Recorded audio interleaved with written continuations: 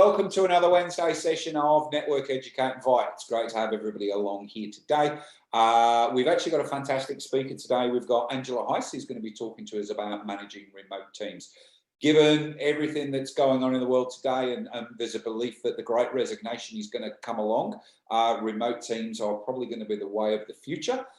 They've definitely been the way of the last 6 months or even 12 months with all the lockdowns, with people working from home. So I think this is going to be a very, very valuable lesson that we're going to get today. So thank you for doing this for us, Angela. What we'll do, we'll start straight away and jump in, and we might as well start top left of screen. Angela, please introduce yourself, who you are, what you do. Okay, so I am Angela Heise, and I am a leadership coach and emotional and cultural intelligence trainer. And I have been working with people for 25 years all over the world. So that's what I do. Beautiful. Thank you, Angela. And we'll hear a lot more from you shortly. Good afternoon, Rashid. Good afternoon. My name is Rashid Kochbal. I am a business and sales coach who specializes in helping small to medium businesses sell more so that they can actually create an asset out of their business. Thank you. I appreciate that. Now, what I'm going to do, I'm normally not one for promoting things, but I had a good conversation with Rashid this morning. And as a salesman, I was fascinated by what he does. And if you want some sales tips, seriously, go and see this guy, revealedresources.com. There's a fantastic blog on there, guys. I'm just, as a career salesman, I'm looking and going, oh my God, fantastic stuff on there. So thanks, Rashid. Adrian. Afternoon, everyone. I'm Adrian Bendel-Charles. I run Maven Sales Intelligence. So after everybody's read the books, I pick up the phone and call people to get them customers. Beautiful, nice and simple. And used to work for me, and he's pretty good at his job. And I'm probably the most heavily censored comedian on Zoom. I've got to be honest with you, mate. I did actually tell your joke this morning in the networking. You did tell my joke, and what was the response? Dre just looked at me as if it was stupid, then he went, oh, I get it. Yeah, it's a special person that can't get it, isn't it? There always is. Good afternoon, John. Good afternoon, everyone. My name is John Ferrer. I work for Be Connect with Jason as a business development manager, and I help connect businesses and find them new suppliers and all that fun stuff. All the fun stuff. You do the hard work, mate. I just sit here and look pretty. Yeah, I would. Okay. Good afternoon, Alan. G'day everybody, Alan Stevens. I'm a profiling and communication specialist, which means I help people to read other people to build stronger relationships. And I'm also the creator and host of the hashtag We Together and the Campfire Project. Beautiful. Thank you, Alan. Phil? Oh, good afternoon, guys. I'm Phil Moore from Phil Moore Designs. I'm a professional graphic designer, and part of my little graphic design toolbox is animation and 3D designs, which I also have to create. Beautiful. And, yeah, that's it for me. And if you want to see Phil's work, when we actually upload the video, we do a top and tail, and the animation's actually one of Phil's animations. It's really good. Thank you very much. I'd like to say welcome to Catherine. Catherine I think actually only joined us today, and here she is on board. How are you, Catherine? Good, thanks. So I'm the founder of Sydney Events Institute, where event organisers can advertise their events on the website, and I'm also an event organiser. Beautiful. John, I need you to connect with that lady very quickly. Okay. Okay, that's fantastic. Jel. Hi, Jel. Hello, everyone. I'm Jel Marco Maghanay. I am the virtual assistant of Jay. That's it. Yes. Does a wonderful job, and actually comes through Transform Hub through Kel, which is fantastic. Good afternoon, Martha.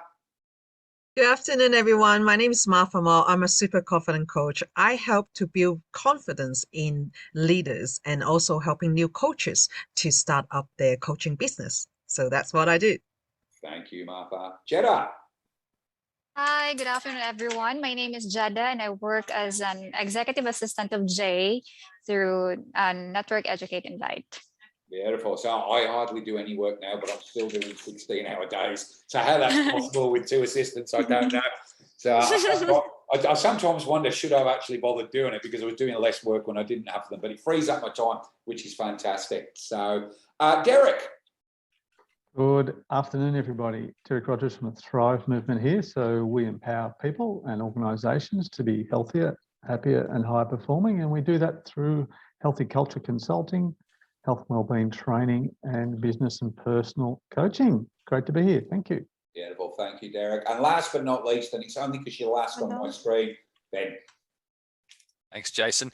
Ben Mackey from Scribe Copywriting. We help clients to attract new leads more easily and get their time back to focus on doing what it is they do best through the power of copy, whether that's through consultations or actually creating the copy for the client. Beautiful. Thank you very much. Lovely. All right. So now this is where I really do get to relax. I would like to introduce Angela. So it's Heise. I keep saying it wrong. It's Angela Heise, not Heise. Okay. Who's going to have a chat with us, like I say, on something that I really want to know a lot about, and that's managing remote teams. So Angela, all yours. Okay. Thank you, Jason.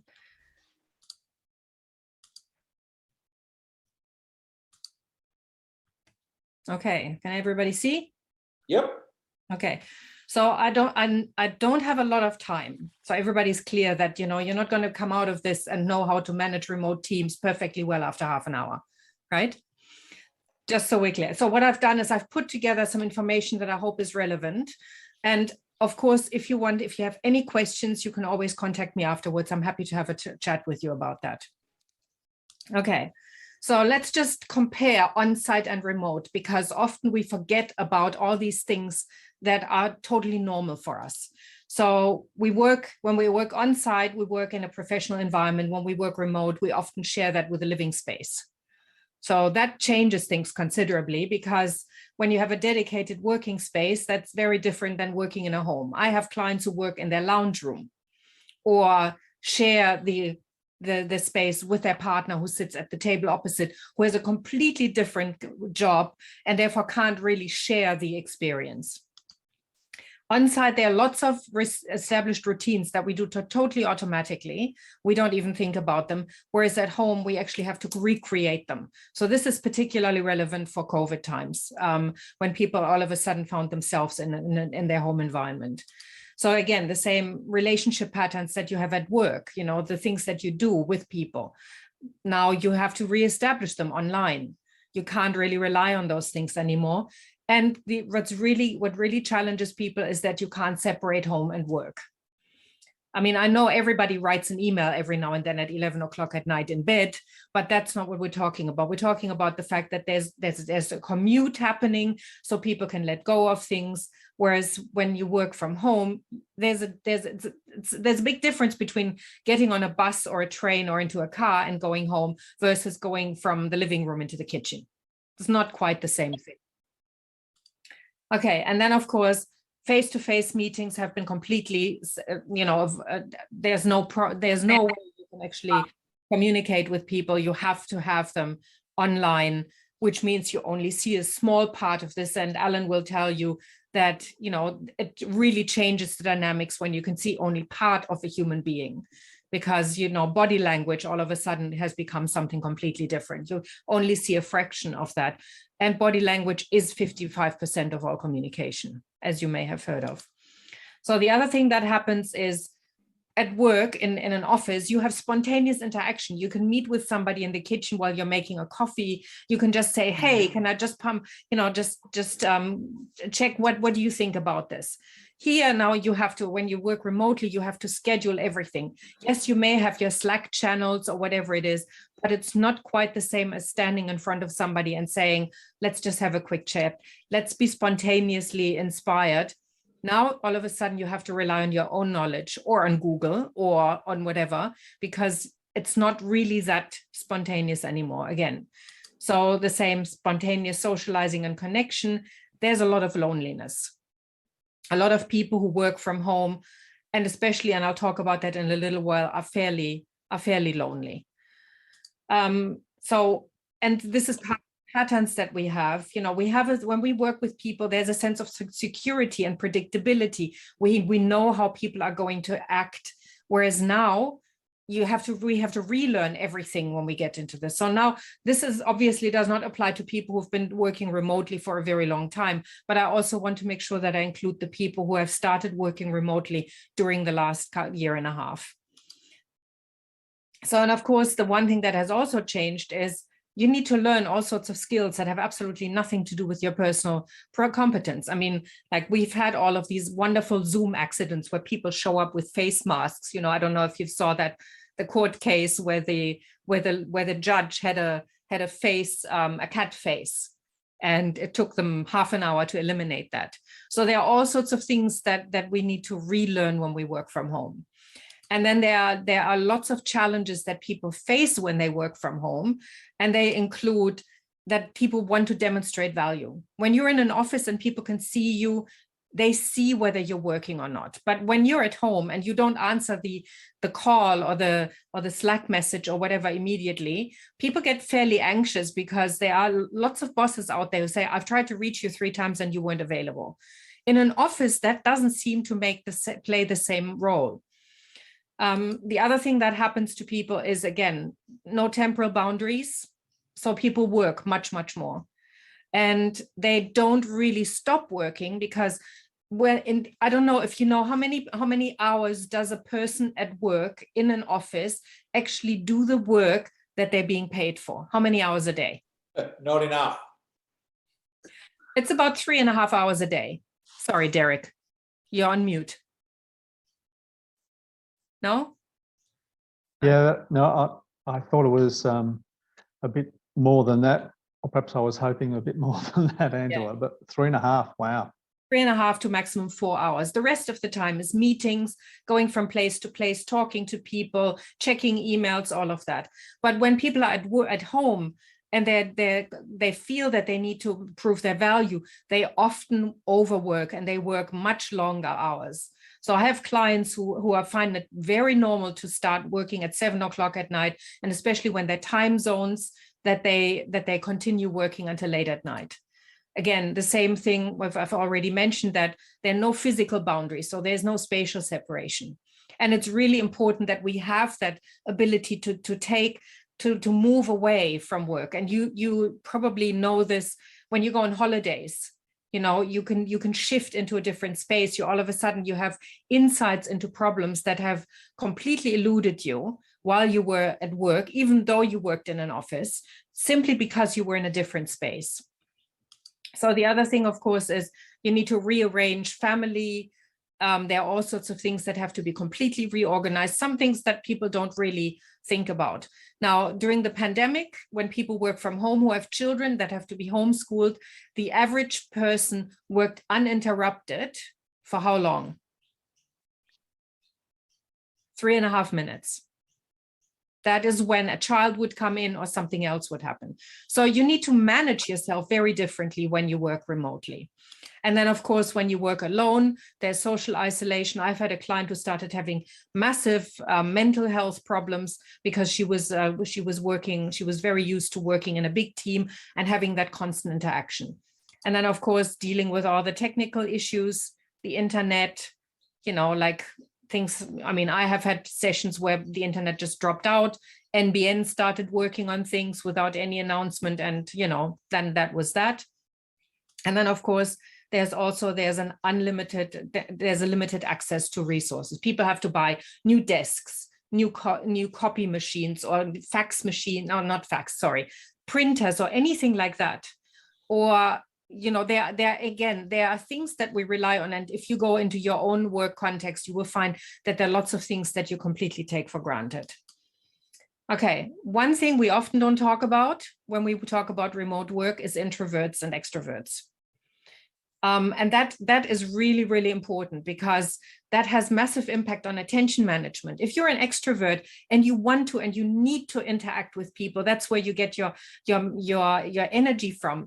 Being alone at home and in a place where you're by yourself means that you have to manage your attention completely differently. And so, and again, an introvert finds it hard working in an office, thinks it's wonderful. Finally, they get to work from home, and then they discover that it's actually much more challenging than they think it is. And that impacts on mindset and motivation. It impacts on energy levels. It really makes a difference to the way we connect and interact with people. So we are wired for connection. I'll talk a little bit about that later. But all of a sudden, we're disconnected in a way. We are more connected through technology than ever before, but that we are literally, we need to be with people. You may have heard about the fact that children absolutely need to have physical contact and they need to be with people all the time, because if that doesn't happen, and we have examples in recent history where children were put into orphanages without any kind of contact, and they often become either autistic or they even die. So that may sound really dramatic, but if you're somebody who really needs to be around people, being alone at home can really make a difference to your mental health. It can also impact on your goal setting. You know, like, what kind of goals do I set myself now if I don't have any input, if I don't have any structure? So just quickly checking in, is this relevant? Is this useful so far? Yeah. Yeah, okay. Yes, yeah. Tempo okay? Absolutely. As an extrovert, I hear you loud and clear. It's been a challenge, Angela. Yeah, yeah. Mm. Okay. All right, so let's just look at what employees do not lead from leaders. Okay, and this is really important, because again, for leaders, this is a big shift happening when people are no longer in front of them, which is what a lot of people are used to. So they question commitment. So they think that the person, just because they have rung them twice and the person's not available immediately, they lack the commitment, and so that creates a lack of trust. Now, are you also available of the critical parent? This comes from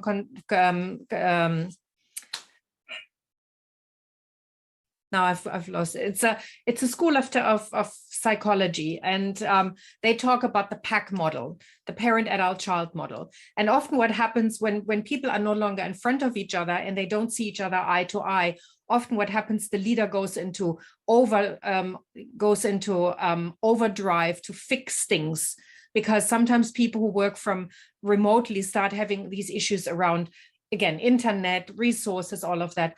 And the leader starts fixing things and puts the person into a very dependent role. Transactional analysis, thank you. So, and what is important is that, you know, this whole caretaking thing of problems, and I'll fix this, you don't have to do this, can really interrupt somebody's productivity and create a lot of you know, stuttering in how people starting to take care of things. This is not just a remote problem. This is a problem that I deal with people who work in the same office all the time. That's a whole different topic. I can talk about that for 5 hours, no problem. So it's about really empowering people to resolve their own things, to set their own goals, to do all of those things themselves. The other thing, of course, is hesitation and indecisiveness, is the inability to actually make decisions, because there are all sorts of things that have to be taken care of that are now logistically in place that didn't need to be there. You know, if you have somebody standing in front of you and saying, hey, boss, how about this? The boss can make a decision much faster than when when this message has been conveyed via email or a text message or whatever it might be, or the person has to go through this. I've tried to ring you 4 times and it's still not working. Okay, so again, sometimes what happens is, again, working with people who are not quite in front of us can really create like emotional drama, because people don't know how to deal with these kind of scenarios, especially when the person is not available. And so when leaders then contribute to drama by triangulating, you know, like, again, they fix things, or they go to somebody and say, hey, this person has told me they've got a problem with you. Let me fix that for you. And that can create all sorts of dramas. Again, I can talk about that for a very long time. But again, what's really important is emotional stability, being able to deal with people in a way that the person feels heard and feels supported without explosions. Again, that's not necessarily a remote problem, but we contribute to drama in a different way when we're working remotely.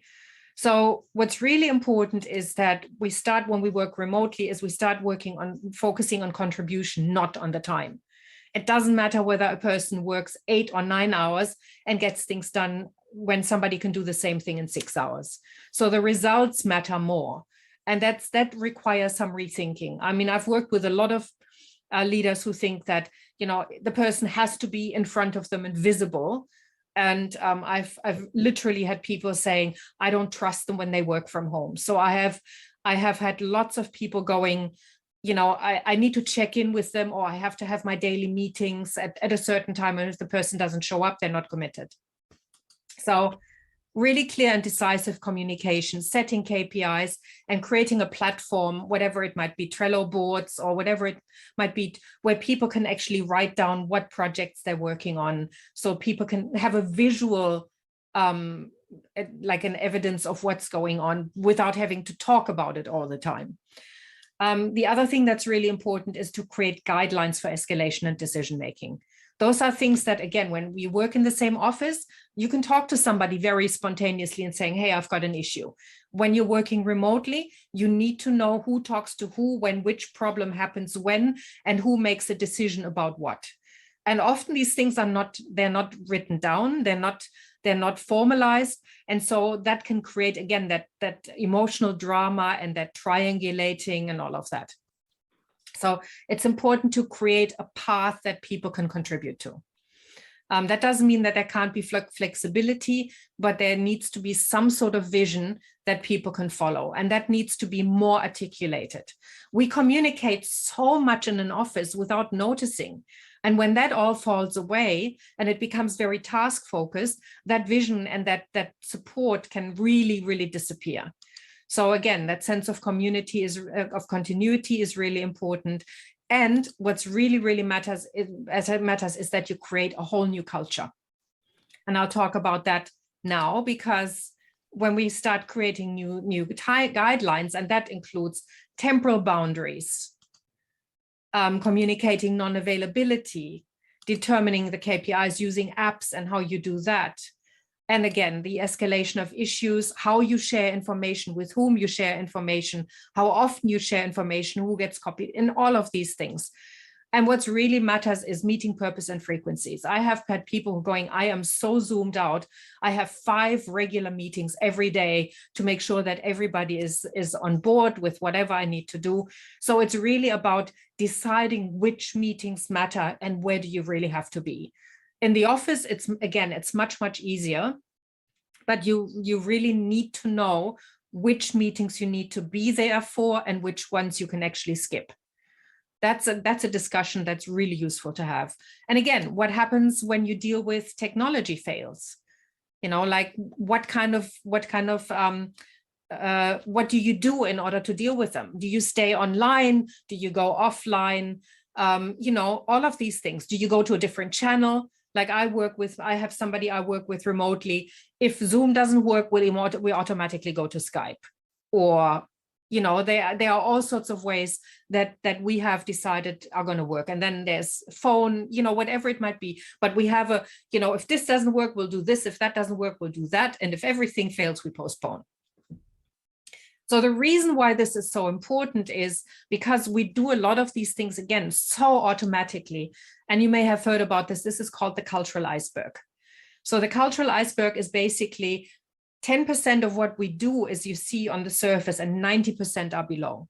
So how we deal with time, how do we deal with space, the etiquette that we use, again, how do we deal with whenever, you know, technology fails, how do we deal with boundaries? These are things we don't discuss, and they often have to be completely revised when you work remotely with someone.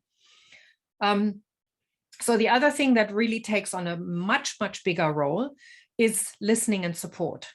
Again, a lot of this stuff that happens so automatically when we're in office, we can just knock on the door and walk in, or turn around and turn to somebody next to us and just say, hey, I've got this problem. But when we are working remotely, again, everything has to be scheduled. And what happens in my experience is there is such a strong task focus that we forget that these are people who actually have a very strong need to be heard. The need to be heard is one of the biggest needs that is one of our core needs that we need to have fulfilled. And that's not just about, how well are you doing at work? How are you? Yes, you did this work on time, but it's really about being there for somebody. So I call this having a vent or a plum. So a vent is when I have a bitch about somebody else, and a plum is when I have, and I can demonstrate this, my drama queen tiara, and I need to tell everybody how terrible things are at the moment, because we need to have that as well. And it's not about finding a solution. It's just about saying it sucks. And we often forget about that. And so when I talk to people who work remotely, they automatically get into either critical or benevolent parent, and they start supporting, fixing things when the person really just wants to be heard. So clarify whether somebody wants to have what I call a coaching conversation. How do you need my support in handling this situation, or are you just having a vent? So clarifying that will really make a difference. The other thing that I would really recommend is create, a virtual green hat box. So instead of people saying something doesn't work now, I'm a 6 hats trainer, so forgive me, you may have heard of 6 hats. So it's a lot of times people have complaints about something that doesn't work, but green hat means tell me what the issue is, but then tell me what you suggest we can do about it. And so that's how you create a culture as well, because everybody contributes to this.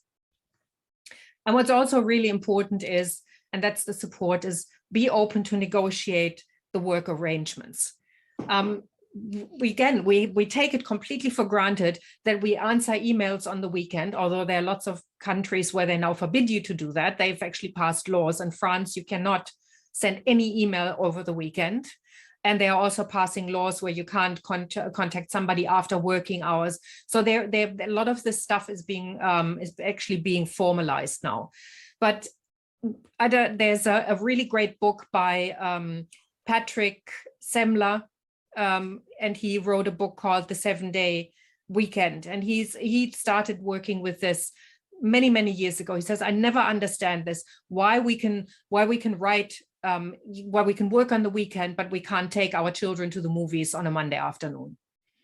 So, like if somebody has some issues around times, be flexible. And especially when people work in different time zones, I haven't even mentioned that. That's a whole different topic. So be really flexible around those things and negotiate with people. Like somebody has, their children and they do breakfast in a different time zone that's later. That may be the time where you normally would have your meetings. Maybe be a bit more flexible around when you have those meetings, because you will find, again, when we connect as people and we acknowledge that people have needs, people will be much more productive. We don't work by the clock, we work by what works for us. And when we can make it fit for us, it's even easier. Okay, so social connection really matters. So create some ways in which you can do these things. So use Workplace by Facebook, which allows you to connect socially. So important is to create a sense of community. And that means you check in regularly by video. You don't just have oh yeah, I don't need to see your face. Allow people to see each other. Yeah, so you don't, and I see this because sometimes people get so task focused. I recently talked to somebody who was doing 2 Zoom meetings at the same time on 2 different screens. Okay, that's not what we're talking about. We're not doing but it's about really connecting with somebody in a way that allows you to see them as human beings and not just as somebody who executes a task. So that means you can create some fun online activities. And I'll leave that, I can talk about that for the next hour, what you can do. There are so many opportunities. And if you Google remote team activities, you will find that there's a lot of stuff coming up. What's important is that we build a team spirit, okay? And that means that you also have some work related activities. Like I have regular lunches with my people, because and we do not talk about work. It's just about catching up. And again, it depends on how you do it. I generally pay for the lunch. So, and it either gets delivered or they make themselves, whatever works but it's really important that you start finding out also what's going on for people in everyday life. Because again, when we're so task focused and when it's all just one meeting after another, we forget that there's a whole person behind that.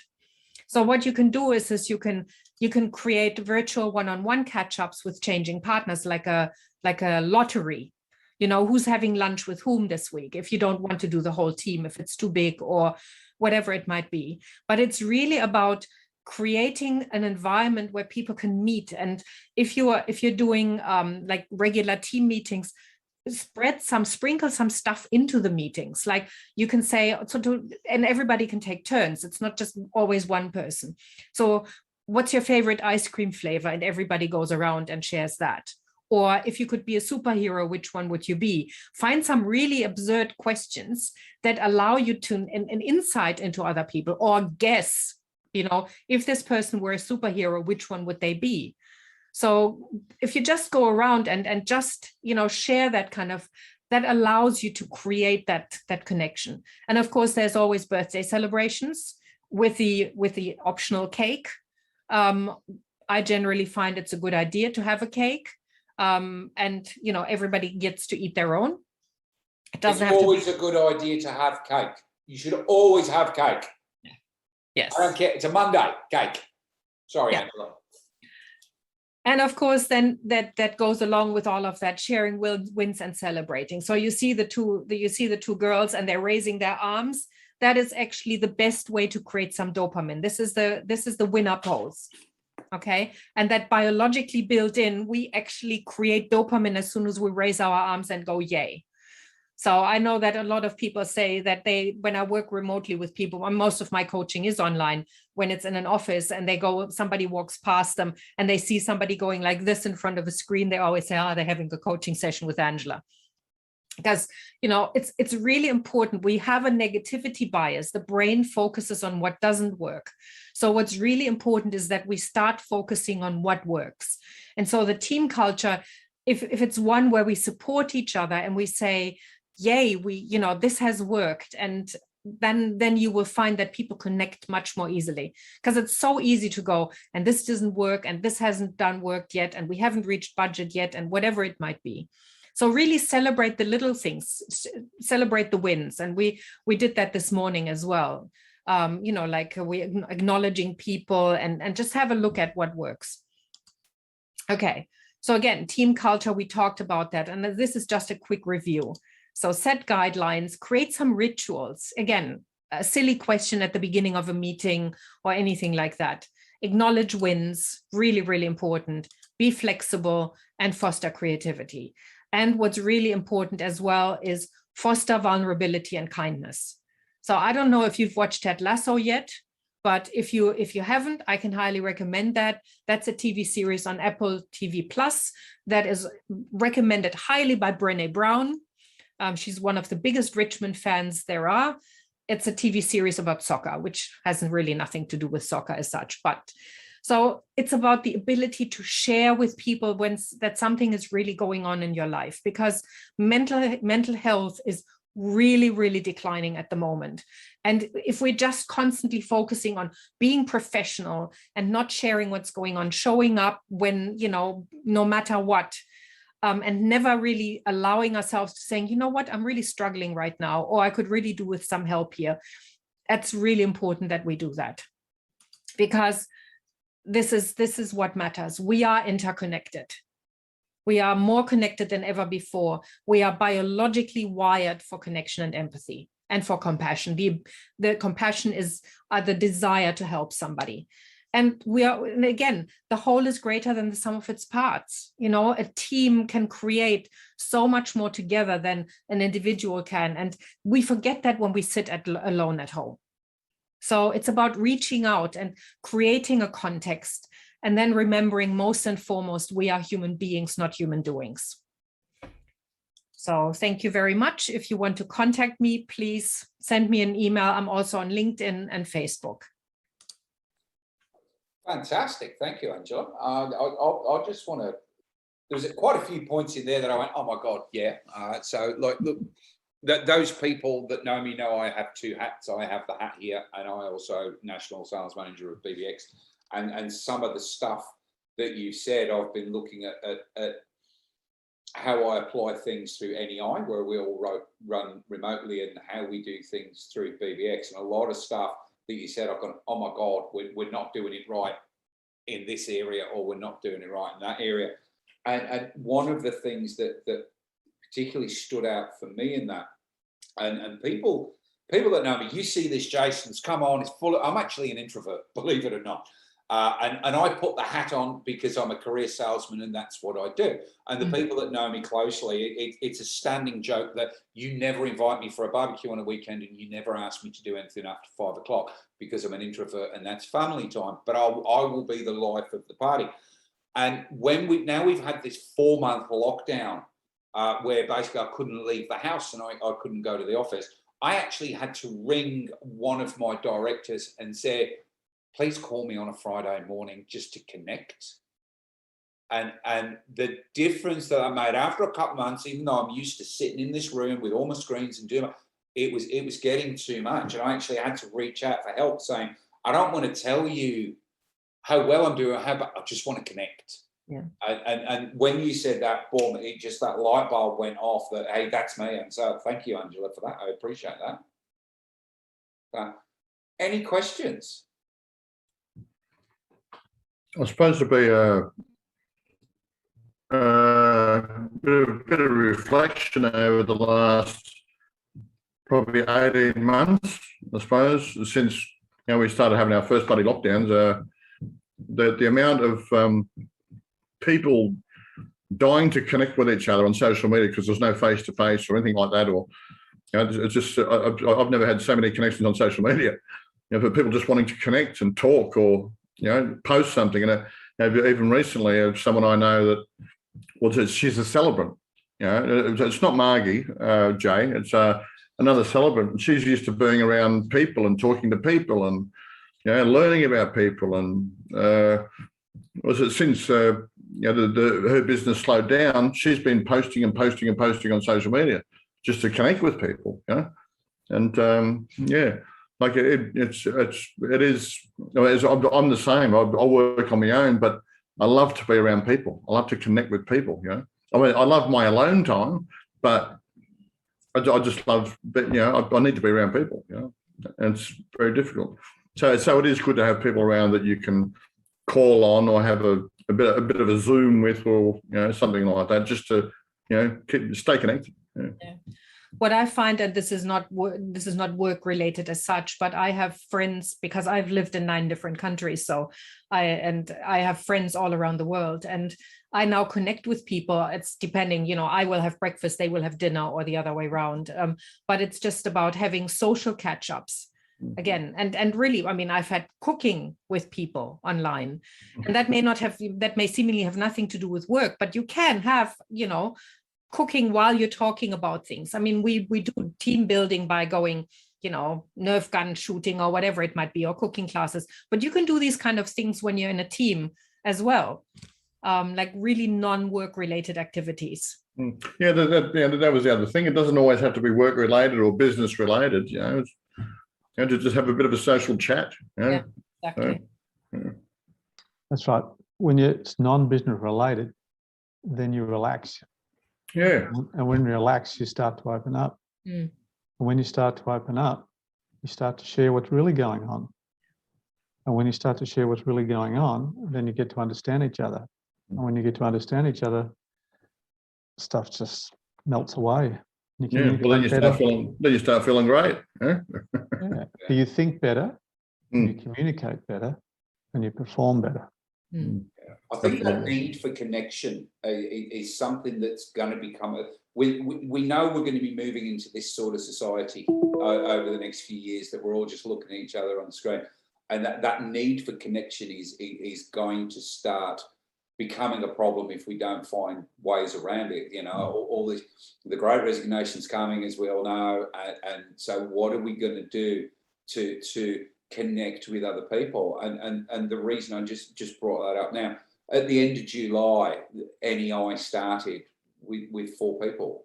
and we're now nearly at 300 people because people just want to connect.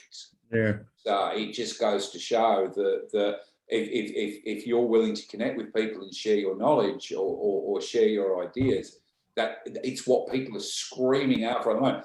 I have no doubt whatsoever that if I'd have launched this when we were not in lockdown, we'd be on 4 members. But because we're in lockdown and you had no choice if you wanted to connect, bang, like I said, we're up to nearly 300 members now, and it's just growing every single week, which is great. Yeah, I suppose that's one benefit of not being able to connect face to face. We can still do it this way, you know. So absolutely. Well, this is still going to keep going, even though I'm back at BX tomorrow. I'm having my first breakfast in months. I'm looking forward to it. Tomorrow you in Gosford? Gosford, mate. Oh, yeah. See, we're a bit better than you guys in Gosford. We all got vaccinated, so we could go back and not miss it like you did. I'm dying to go back, mate. Well, you're next Thursday. Okay, so any other questions? Beautiful. So what we're going to do... Where are you based, Angela? In Brisbane. Okay. Beautiful. Cool. I'll look forward to seeing you in a month's time. Oh, are you in Brisbane as well? I'm in Melbourne at the moment, but leaving for Queensland next week. Wonderful. But please connect. Yeah, face to face.